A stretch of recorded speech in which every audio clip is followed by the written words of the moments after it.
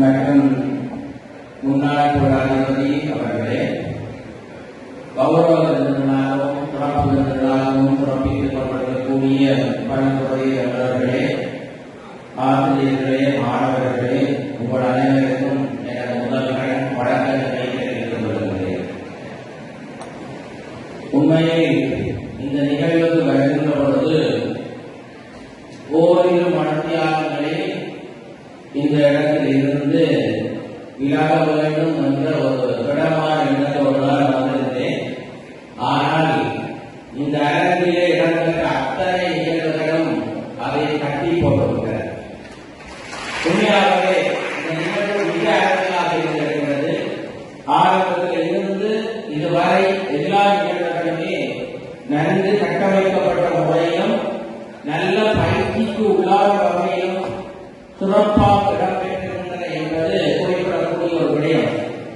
அதைவிட இன்றைக்கு பல இடங்களிலே இல்லாமல் இருக்கின்ற நிகழ்வுகளையும் தலைவர்களையும் இந்த அரங்கிலே நாங்கள் கண்டுகொள்ளக்கூடியதாக இருக்கிறது.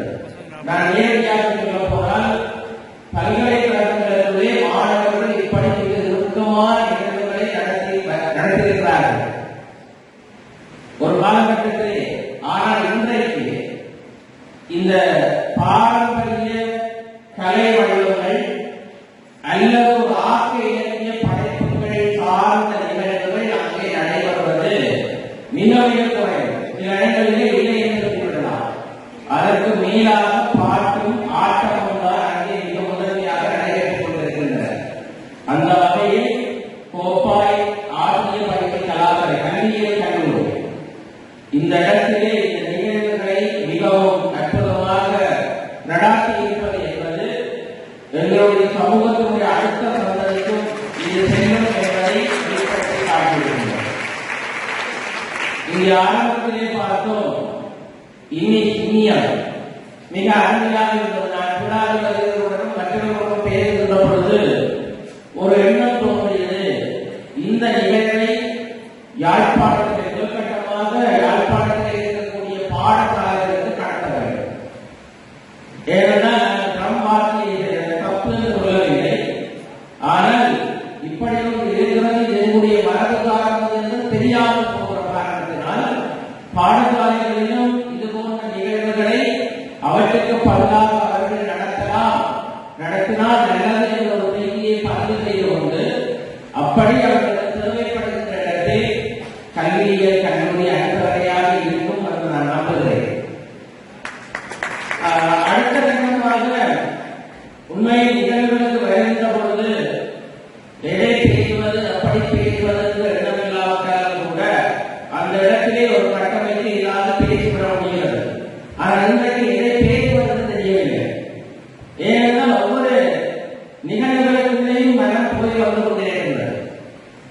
அவை சொல்வதாக இருந்தால் இங்கே நடைபெற்ற அத்தனை நிகழ்வுகளும் நல்லபடியாக நடந்திருக்கின்றன. மாணவர்கள் இங்கே தங்கியிருக்கின்ற காரணத்தினால் என்னவோ முழுமையாக ஈடுபட்டிருக்கிறார்கள். ஆசிரியர்களுடைய வழிகாட்டல்கள் மிக அற்புதமாக இருந்திருக்கின்றன. இந்த மாணவர்களும் ஆசிரியர்களும் ஒன்றாக இணைந்து பயணிக்கின்ற பொழுது இந்த வாய்ப்புகள் சாதனைகளாக மாறிவிடுகின்றன. இது எதை நமக்கு காட்டுகிறது என்று சொன்னால், பல்கலைக்கழகத்திலே படிக்கின்றவர்கள் பட்டம் பெறுவதற்கு பின்னர் அவர்கள் பல்வேறு பதவிகளுக்கு போய்விடுவார்கள். பல நிர்வாக நிலையங்களிலே செல்வார்கள். குறித்த எண்ணிக்கையாளர்கள் பாடசாலைகளில் ஆசிரியர்களாக வருகிறார்கள். இன்றைக்கு பட்டம் பெறுகிறவர்கள் ஆசிரியர் தொழிலை தவிர்த்து மற்ற தொழில்களை விரும்புகிறார்கள்.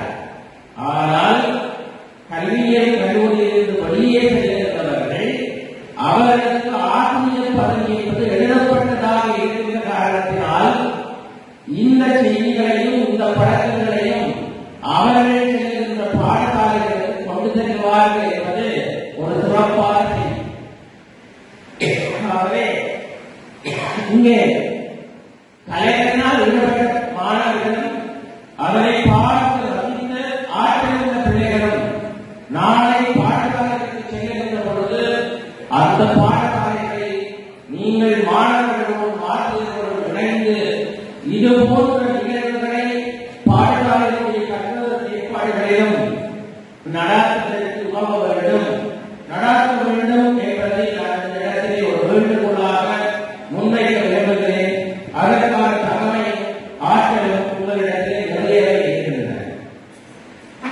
அதேபோல் இங்கே ஒரு இனிய இசைக்குழு தான் போடுகிறார்.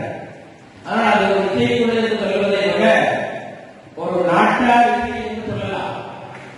ஏறத்தாழ 45 மாணவர்கள் கணக்கு பார்த்து ஏறத்தாழ 45 மாணவர்கள் அரங்கிலே காட்சி வந்தார்கள். காட்சி வந்தவர்கள் மெதுவாக கலந்தார்கள். கலந்தவர்கள் முன்னே வேறொரு காட்சியை தோன்றினார்கள். அது பாடலாக மட்டுமல்ல, பாடலுக்குள்ளே நாட்டியமாகவும் வருகின்ற பொழுது ஒரு இசையும் நாடகமும் சேர்ந்த ஒரு தகவல் நிகழ்ச்சியாக பார்க்க முடிந்தது. உண்மையில் மிக அற்புதமாக இருக்கிறது. சொல்லப்போனால் பாடசாலைகளை அழைக்கும் பொழுது என்னுடைய காப்போது சாதாரண உயர்தரத்திற்கு அவர்கள் என்னை அழைத்து சென்று விட்டார்கள். ஏனென்றால் அந்த நேரத்திலே நாட்டார் இலக்கியம் ஒரு தனியார் அதற்கு தனியார் இருப்பார். இன்றைக்கு இசைக்கப்பட்ட பெரும்பாலும் எல்லா பாடல்களிலே அந்த நாட்டார் இலக்கிய புத்தகத்தில் இருந்து நாங்கள் படிப்பது எனக்கு ஞாபகம் இருக்கிறது. பெரும்பாலான பாடல்கள் இன்றைக்கும் எனக்கு மனதிலே இருக்கின்றன. அவற்றை நாட்டியத்தோடு விட்டு பார்த்து தந்திருக்கிறார்கள். ஆனால் இன்றைக்கு இருக்கக்கூடிய பள்ளி மாணவர்கள் பலருக்கு அது தெரியாது. ஏனென்றால் நாட்டார் இலக்கியத்தை பெரும்பாலும் புத்தகங்களில் தூக்கிவிட்டார்கள். ஆகவே அந்த தகவல்களை பிள்ளைகளுக்கு இந்த மாதிரியான கலைகளுக்காகத்தான் கொடுக்க முடியும். இது ஒரு நிகழ்வு அல்லது கலை மட்டுமல்ல. அந்த கலைகளூடாக கொடுக்கப்படுகின்ற செய்திகளும் அனுபவம் பகிர்வுகளும் எங்களுடைய வாழ்க்கை முறைக்கு தேவையான விடயங்களை தேவையாக இருக்கின்றன. ஆகவே அந்த வாழ்க்கை முறைகளையும் இங்கே பேசுகிறார்கள் படிப்புகள் நடைமுறையில் அந்த மாதிரியான பயனுள்ள விடயங்களையும் வெறுமனே நாங்கள் பாடத்தினூடாக மட்டும் கொடுத்துவிட முடியாது. கலைகளினால் மட்டும்தான் கடக்க முடியும் என்பதை அது இந்த இடத்திலே பதிவு செய்திருக்கின்றது. நான் விடாதவர்களிடம் பேசுகின்ற பொழுது சொன்னேன், இது போன்ற நிகழ்வுகளை சமூகத்திலே நடக்கின்ற மிக முக்கியமான நிகழ்வுகளுக்கு நீங்கள் அனுப்புங்கள். இந்த பிள்ளைகளுடைய நிகழ்வுகள் அங்கே அழைந்தவர்கள் அதனால் ஒரு சமூகம் பயன்படுவது மட்டுமல்லாமல் சமூகத்தில் உள்ளவர்களும் இது போன்று முன்னும் செய்வதற்கு அது ஒரு வாய்ப்பாக இருக்கிறது. அதேபோல் நாடகம் அது இன்னொரு பக்கமாக மிக அற்புதமாக இருக்கிறது. இந்த மாணவர்கள் எல்லோரும் அந்த இலக்கியத்திலே இருக்கின்ற கதாபாத்திரங்களாகவே மாறியிருக்கிறார்கள். மிக அற்புதமாக இருக்கிறது. சுருக்கமாக சொல்ல போனால் ராவணன் மிக அற்புதமாக சொல்லியிருக்கிறார். ராவணன் மட்டுமல்ல, இலக்குடன் முழுக்க அத்தனை பாத்திரங்களும் நல்ல முறையிலே பயிற்சி உண்டாக்கப்பட்டிருக்கிறார்கள். அது மிக நல்லபடியாக நடைபெறுகிறது. அதே போன்றுதான் நீங்கள் அதிகம் எல்லா இடத்திலும் சொல்லிக் கொள்கிற விடயம் இன்றைய சமூகத்திலே இருந்து மெதுவாக அல்ல மிக விரைவாக கலந்து கொடுத்த ஒரு நிகழ்வு. இன்னைக்கு என்ன வில்லிசை இல்லை. ஒரு காலத்தில் வில்லிசை சின்னாமணி அவர்கள் இருக்கிற காலத்தில் இந்த சமூகத்தில் நடக்கிற எந்த நிகழ்வாக இருந்தாலும் அவருடைய ஈடுபாடு இல்லாமல் நிகழ்ச்சி இல்லை. அந்த வில்லிசையை இணைந்தவர்கள் படித்தவர்களோ படிக்காதவர்களோ மிக அற்புதமாக செயல்பட்டார்கள். அது சமூகத்துக்கு நல்ல வகையிலே பயன்பட்டது. எனக்கு நல்ல அனுபவம் இருக்கிற இந்த இடத்திலே வில்லிசை சின்னாமணி அவர்களுடைய செயற்பாட்டை நான் பதிவு செய்ய விரும்புகிறேன். ஆலயங்களில் நடக்கிற நிகழ்வுகளே அவருடைய இசை நடைபெறும். அதற்கு முன்னால் அதற்கு பின்னால் அதனுடைய பட்டிமன்றம் நடைபெறும். நாங்கள் சந்திப்போம். அவை அடுத்த திருவிழாவிலே நாங்கள் எப்படி பயனுள்ள வகையிலே இந்த விடயத்தை முன்கொண்டு வரலாம், என்ன செய்திகளை சொல்ல வேண்டும், எப்படி சொல்ல வேண்டும் என்பதை அவர்களிடத்திலிருந்து நாங்கள் கற்றுக்கொண்டோம். எங்களிடத்தில் இருந்த விடயத்தை அவர்கள் எடுத்துக் கொண்டார்கள். மொத்தமாக இந்த கலை வடிவங்கள் சமூகத்திற்கு பயன் உடையதாக இருந்தன. ஆனால் இன்றைக்கு பல நிகழ்வுகளிலே அவர் இல்லை. இந்த இடத்திலே ஒரு வில்லிசை நடைபெற இருப்பது வரவேற்கக்கூடிய ஒரு விடயம். அதனை தொடர்ந்து காப்பாற்றுகின்றது. அடுத்ததாக வந்தால் இங்கே நடைபெற்ற பட்டிமன்றம் மிக அற்புதமாக இருக்கிறது. அது சில வேளைகளிலே முன்கூட்டியே பிளான் பண்ணி உரிய உணவுகள், அதாவது அதனுடைய பகுதிகள் எல்லாவற்றையும் கொடுத்து, பொருட்கள் எல்லாவற்றையும் கொடுத்து நல்ல வகையை பொறிக்க வைத்து தாளித்து சுடப்படுகிற தோதியை விட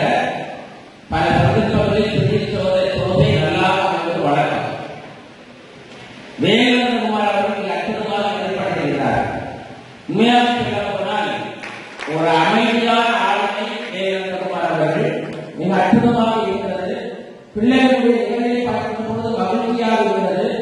அவை அவர்களிடத்திலே நான் ஒரு வேண்டுகோளை விடுக்க முன்னிருக்கிறேன். நீங்கள் பேசுவதற்கு எப்பவுமே நடுநிலையாக பேசுவதற்கு சமூகத்திற்கு வர வேண்டும். வெறுமே இந்த முறைகளில் மட்டும் பேசிக் கொண்டிருக்காமல் சமூகத்திற்குள்ளும் நீங்கள் பேசுவதற்கு வர வேண்டும். அதற்குரிய ஆளுமையும் பதவியும் பதவிப்பாடு உங்களிடத்தில் இருப்பதை இந்த அரசு சாட்சியாக பதிவு செய்திருக்கின்றனர். அவற்றுக்கு அப்பால் இதுபோன்ற விடயங்களை வளர்ப்பதற்காக யாழ்ப்பாண தமிழ்ச்சங்கம் செயல்படுகின்றது. அந்த தமிழ்ச்சங்கத்திலே உங்களை போன்றவர்கள் அங்கத்தவர்களாக வர வேண்டும் என்ற ஒரு செய்தியை இந்த இடத்திலே நான் சொல்லிக் கொள்கிறேன். அவை இந்த அடிப்படையை சொல்லிக் கொண்டு அடுத்ததாக நான் என்னுடைய விடயத்திற்கு வருகிறேன். நான் அதிக நேரம் எடுத்துக் கொள்ளவில்லை. இங்கே நடைபெறுவது ஒரு முத்தமிழ் விழா. இந்த விழாவிலே தமிழையும் சிங்களத்தையும் இணைத்து அருமையான ஒரு எழுத்து பதிவை செய்து அந்த பேச்சை வழங்கிய சகோதரனுடைய மாணவிக்கு என்னுடைய வாழ்க்கை. நான் நினைக்கிறேன் வெறுமனே அந்த மாணவி மட்டுமல்லாமல் இந்த கல்வியியல் கல்லூரி அதற்கு அடிப்படையாக இருக்கிறது. இதைத்தான் கல்வி நிறுவனங்களிலிருந்து இன்றைக்கு என்னுடைய சமூகம் எதிர்பார்க்கிறது. அவை முத்தமிழ் என்று சொன்னால் இசை, இசை, நாடகம் அனைத்தும் வேறு. இது மூன்றும் அப்படியே சம்பளங்களை பயணித்துக் கொண்டிருப்பதை பார்க்க முடிகிறது. ஆனால் இயற்கை நாடகம் முத்தமிழை சொல்கின்ற பொழுது எங்களுடைய பழந்தமிழ் இலக்கியங்களையும் தனிப்பாடல்களையும் தூக்கி அளித்துவிட்டு நிகழ்வுகளுக்கு வர முடியாது. அவை அழைப்பார்கள். அவை ஒரு வருடத்திலே பழந்தமிழ் இலக்கியங்களுடைய நிகழ்வுகளை எடுத்துக்கொண்டு இங்கே ஆசிரியர்களுக்கு உள்ளாகிறோம். அதே போல் அதிலிருந்த அந்த நிகழ்ச்சி வடிவங்களை இன்றைக்கு எங்களுடைய சமூகத்தில் இருக்கக்கூடிய பிரச்சனைகளையும் அது சார்ந்த விழிப்புணர்வை ஏற்படுத்த வேண்டிய தேவை உள்ள விடயங்களையும் கொண்டு வந்து பழந்தமிழ் இலக்கியங்களையும் சமூக யதார்த்தத்தையும் இணைக்கும் வகையிலே ஒரு புதிய ஆக்க இலக்கிய வடிவங்கள் அல்லது ஆக்க நிகழ்வுகள் படைக்கப்பட வேண்டிய தேவைப்பாடு இருக்கின்றன. அதை படைப்பதற்கான தகவல் உள்ள ஆசிரியர்கள் இருக்கிறார்கள். அதை உங்களால் பார்த்து இந்த சமூகத்திற்கு அது கிடைக்க வேண்டும் என்ற ஒரு செய்தியை நான் பதிவு செய்து கொள்ள விரும்புகிறேன். இந்த நிகழ்வுகள் அல்லது முத்தமிழ் சார்ந்த விடயங்கள் என்றைக்குமே எங்களுடைய சமூகத்தை வாழ்வியலில் ஆற்றுப்படுத்துவதற்கும் நெறிப்படுத்துவதற்கும் வழிப்படுத்துவதற்கும் எதிர்கால வாழ்வுக்கான ஒரு வழிகாட்டியாகவும் அமைந்தன. அந்த அடிப்படையில் நாங்கள் வாழ்வது இந்த காலகட்டத்தில் நான் சுருக்கமாக சொல்ல போனால் 21ஆம் நூற்றாண்டை நான் இன்னொரு சங்கமரிய காலமாகவே பார்க்கிறேன். ஒரு கால சில விடயங்கள் இன்னும் ஒரு சுற்றுவட்டத்துக்கு வரும். இது இன்னும் ஒரு சங்கமரிய காலமாகவும் அந்த சங்கமரிய கால நிகழ்வுகளை இந்த சமூகத்தில் கொண்டு வர வேண்டிய தேவைப்பாடு உள்ளதாக இருக்கிறது. அதை ஏன் சொல்லுகிறேன் என்றால் சங்க காலம் முழுமையான மக்களாட்சி காலம். மிக இயற்கை வளங்களோடு இயற்க வாழ்க்கை இருந்தது. ஆனால் இந்த விதமான கட்டுப்பாடுகளால் சுதந்திரமாக இருந்தது. அந்த சுதந்திர வாழ்க்கையினால் அதனுடைய பிற்காலத்திலே சில பாதிப்புகள் மக்களுக்கு போனவை. அதனால் அவர்கள் விதங்களாக விரக்தியுள்ளவர்களாக வாழுகின்ற ஒரு நிலம் உருவானதன் பின்னர் சங்கமரிய காலம் வருகின்ற பொழுது அந்த மக்களுடைய பிரச்சனைகளுக்கு தீர்வு கொடுக்க வேண்டிய தேவைப்பாடு அந்த காலத்தில் இருந்தது. அதனால்தான் அந்த நோக்கிய 18 கணக்கு நூல்களிலே ஏறத்தாழ 11 நூல்கள் அற ஒழுக்கங்களை போதிக்கின்ற நூல்களாக இலக்கியங்களாக இருந்தன. அவை தொடர்ச்சியாக பிள்ளைகளால் படிக்கப்பட்டவர்கள் குறைந்து கொண்டு போகிறது. அதே மாதிரியான ஒரு நிலைமை 21ஆம் நூற்றாண்டு 19ஆம் நூற்றாண்டு உலகளவில் குறிப்பாக வடமாகாணம் யாழ்ப்பாணம் உலகளவில் அரங்கியலில் உயர்ந்திருந்த காலம் 19ஆம் நூற்றாண்டு. 19ஆம் நூற்றாண்டு அரங்கியலில் யாழ்ப்பாணத்திற்கு உரியது என்று தமிழ்நாட்டில் வையாபுரி அவர்கள் பதிவு செய்திருக்கிறார்கள். ஆனால் 21ஆம் நூற்றாண்டு 20ஆம் நூற்றாண்டு புதிய இலக்கிய வடிவங்கள் திறனாய்வுகள் தோற்றம் பெற்ற காலம். 21ஆம் நூற்றாண்டு மீண்டும் இந்த அறவியலை ஒழுக்கவியலை நாங்கள் நினைவு கொள்ள வேண்டிய மீண்டும் வலியுறுத்த வேண்டிய ஒரு காலமாக நாங்கள் வந்திருக்கிறோம். உங்களுக்கு தெரியும் 2007ஆம் ஆண்டு டிசம்பர் மாதத்தில் இருந்து 2009ஆம் ஆண்டு ஜூலை மாதம் வரை உலகளாவிய ரீதியிலே மிக பொருளாதார ரீதியான ஒரு பின்னடைவை சந்தித்தார்.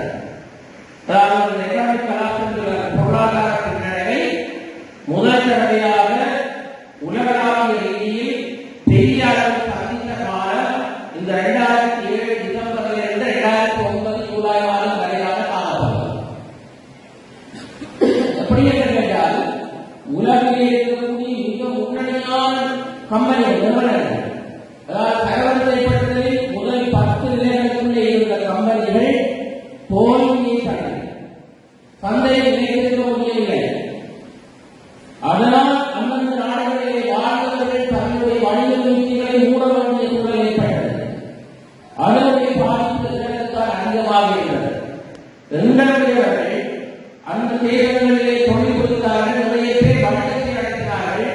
அதை 90% வணிகத்தை நிறுத்த கூட வேண்டியும் அல்லது தொடர்ந்து என்ன செய்ய முடியாத சட்டளித்த காலம். அதனால் அவர்களுடைய பணம் இங்கே இருக்கக்கூடிய உறவுகளுக்கு கிடைக்கவில்லை. மிக ஒரு கடினமான சூழலை எதிர்கொண்டார்கள். எல்லோரும் பெரியவர்கள் முழுக்க பார்த்தால் அது தெரியும். ஆனால் உலகில் இருக்கக்கூடிய முன்னணி நாடுகள் அதற்கு ஆய்வு செய்தார்கள், ஆராய்ச்சி செய்தார்கள். என்றுமே இல்லாத வகையிலே இப்படி வந்தது. கனடா, ஆஸ்திரேலியா, யூகே போன்ற நாடுகள் ஒரு ஆய்வு அமைப்புகளினூடாக செய்து அவர்கள் கண்டறிந்த உண்மையான கொள்கை என்னவென்று கேட்டால், இன்றைக்கு இந்த முன்னணி கம்பெனிகள் நிறுவனங்கள் தங்களுடைய வழியான வணிக முறைகளை கைவிடத் தொடங்கினார்களோ அதுதான் இந்த தோல்விக்கு காரணமானது. அதனால்தான் இந்த மிகப்பெரிய பொருளாதாரத்திற்கு வந்தது என்பதை ஆய்வுகள் மூலமாக அவர்கள் வெளிப்படுத்தினார்கள். இணையதளத்திலே இருக்கிறது, நீங்கள் போய் பார்க்கலாம். இதன் பின்னணியில் அந்த நாடுகளிலே முதல் தரத்திலே சித்தி வென்ற பல்கலைக்கழக மாணவர்கள், பட்டதாரிகள் பலர் தொழில் வாய்ப்பை இழந்தார்கள். நேர்முக தேர்வுக்கு போனால் தொழில் வாய்ப்பை அவர்களுக்கு இடமில்லை. ஏனென்றால் வாய்ப்பு குறைவு. அதனால் அவர்கள் என்ன செய்தார்கள்? அவர்களுடைய கல்வி தகவை, அவர்களுடைய திறன்கள், இவற்றுக்கு அப்பாலே அந்த பட்டதாரி மாணவர்களுடைய தனிப்பட்ட வகையிலான ஒழுக்கவியல் செயற்பாடுகளை, நடத்தைகளை முன்னிலைப்படுத்தினார்கள். அந்த நடத்தை காரணமாக அகமையுள்ள பலர் நேர்முக தேர்விலே தெரிவு செய்யப்படவில்லை. இதை இந்த கால இளைஞர்களுக்காக நான் பதிவு செய்து கொள்ள விரும்புகிறேன். இது உருவாக்கப்பட்ட கதையில ஆய்வால் கொண்டு வரப்பட முடியும். எப்படி என்று கேட்டால், சரியான முறையிலே உடைகளை அணிந்து கொண்டு நேர்முக தேர்வுக்கு செல்லாத காரணத்தினால் ஏறத்தாழ 90% பட்டதாரிகள் நியமனம் பெறவில்லை. தலைவெட்டு அல்ல தலைக்கு விதவிதமான கடல்களை பூட்டி கொண்டு சென்ற மாணவர்கள் 80% மாணவர்கள் அதிலே ஏற்படுத்தப்பட்டார்கள், நிராகரிக்கப்பட்டார்கள். இன்னும் சிலர் தங்களுடைய பாதைகள் தப்பாக சரியான முறையில் அணிய முடியவில்லை. அதனால் அவர்கள் நிராகரிக்கப்பட்டார்கள். வெளிப்படையாக தெரியக்கூடிய வகையிலே கட்சியை இருந்தவர்கள் நிராகரிக்கப்பட்டார்கள். ஒட்டுமொத்தமாக பார்க்கின்ற பொழுது திறமையும் தகமையும் உள்ளவர்கள் சமூகத்திலே தென்படுகின்ற பொழுது அவர்களுக்கு பொருத்தமான ஒழுக்கம் உள்ளவர்களாக தென்பட வேண்டும் என்ற செய்திதான் கொண்டு வரப்பட்டது. ஆனால் இன்றைக்கு எங்களுடைய சமூகத்திலே அந்த நிலைமை இருக்கிறது. ஆனால் இன்றைக்கு பல்கலைக்கழகத்திலும் தனியார் கல்லூரி போன்ற நிறுவனங்களிலும் அவை முழுமையாக இல்லாமல் மாணவர்கள் கட்டமைப்போடு இருக்கிற சூழலை காண முடிகிறது. இதை பாடசாலை மட்டத்தில் கொண்டு செல்ல வேண்டிய கடப்பாடு செல்லுகிறது. இந்த அவர்களுடைய சமூகத்தின் காரணத்தினால் நிறுவனங்கள் தோல்வியடைந்தன, நாடுகளுடைய பொருளாதாரம் பாதிக்கப்பட்டன. இதற்கு என்ன செய்யலாம் சிந்தித்தார்கள். அப்பொழுதுதான் அவர்கள் எல்லோரும் சேர்ந்து ஒரு புது முறைமையை, ஒரு புது அறிவியல் அம்சத்தை, நிர்வாக ரீதியான அம்சத்தை உலகத்திற்கு அறிமுகப்படுத்தினார்கள். அதற்கு பெயர்தான் கோஆபரேட் கவர்னன்ஸ். நிறுவன நல்ல ஆளுகை என்று சொல்லி இப்ப எல்லாம் அடிக்கடி தெளிவோ தெரியாமல் பேசுகிறார். கவர்னன்ஸ் அந்த கோஆபரேட் கவர்னன்ஸ் என்ற திட்டம், அந்த நடைமுறை கொண்டு வரப்பட்டது 2009ஆம் ஆண்டிலே. இவர்களுடைய ஆய்வுடைய கருத்துக்கள் அவை அவற்றை வகையில் நாங்கள் நிச்சயமாக நிறுவனங்கள் கடைபிடிக்க வேண்டும் என்று பல நாடுகள் சட்ட ரீதியாக வலியுறுத்தின. ஆஸ்திரேலியாவிலே அவை 9 தத்துவங்கள் முன்வைக்கப்பட்டன. இலங்கைக்கு அவை அறிமுகப்படுத்தப்பட்டன. இதுவரை கட்டாயமில்லை, நிறுவனங்கள் பின்பற்றுகின்றன. அந்த கருத்தியலை மையமாக கொண்டு உலக வங்கி போன்ற நிறுவனங்களும் உயர்கல்வி நிறுவனங்களை வழிபடுத்துகின்ற அமைப்புகளோடு சேர்ந்து இந்த உயர்கல்வி நிறுவனங்களிலே பல செயல்திட்டங்களை கொண்டு வந்திருக்கின்றன. அவை நான் சொல்ல வருவது என்னவென்றால், இந்த திட்டங்கள் எல்லாம் இருந்துதானா ஒரு காலத்தில் எங்களுடைய சமூகம் ஒழுக்கத்திலும் வாழ்க்கையிலும் சிறந்து விளங்கியது? இல்லை.